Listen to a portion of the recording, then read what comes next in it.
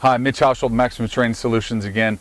Today we're going to start a three-part series on hip mobility. And what is paramount for most of our athletes, I mean all of our athletes really, is the ability to be mobile and stable at your hips. But as Gray Cook talks about, if you don't have mobility, you can never really have true stability. So we always have to really improve mobility first before we can ever get on top of the stability issues that your athletes have.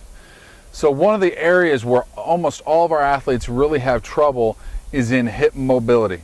So what we've done is we've created a little bit of a sequence, a little progression that really addresses pretty much all components of hip mobility all at once. And you can take it real slow and go through each component as a stretch, more of a static stretch, or what I like to do is take it through more of a dynamic mobility exercise. So the great thing about this sequence is we can build upon it. That's why we're going to do a three-part series with it, where we're going to start off real simple with a nice, easy piece that really just starts to introduce it for your athletes who are probably a little bit more restricted, your younger athletes who can't do a whole lot.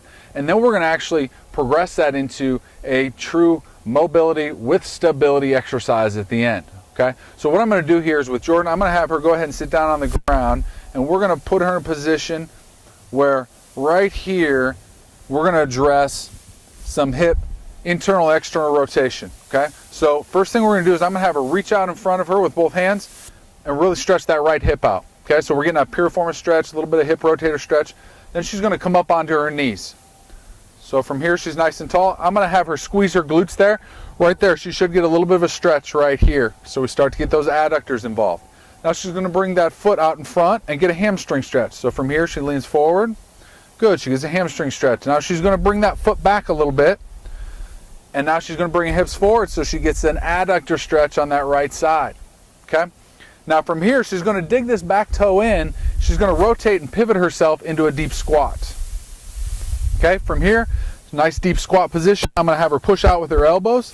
Gets another little hip stretch, and then she's going to stand up.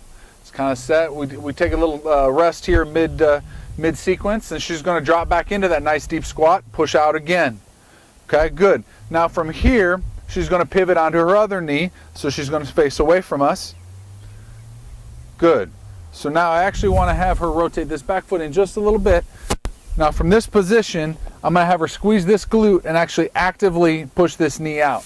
She's not real restricted, but a lot of you guys who are restricted on the inside, they squeeze that glute, they're going to get a nice stretch on the inside. And then from here, she's going to drop that right knee out next to her left foot. And from here, she's going to squeeze those glutes again, get that nice stretch here, and then finish with her butt back down on the ground, reaching out in front of her. Okay, so that's one side. Now we've started pretty much back where we've ended pretty much back where we started. So from here, she'll rise back up, and she'll go right back through the whole sequence again and finish. Once she's gotten back to where she started and facing straight ahead, she'll have effectively gotten both sides and really done a great total hip mobility sequence and exercise. Stay tuned for part 2.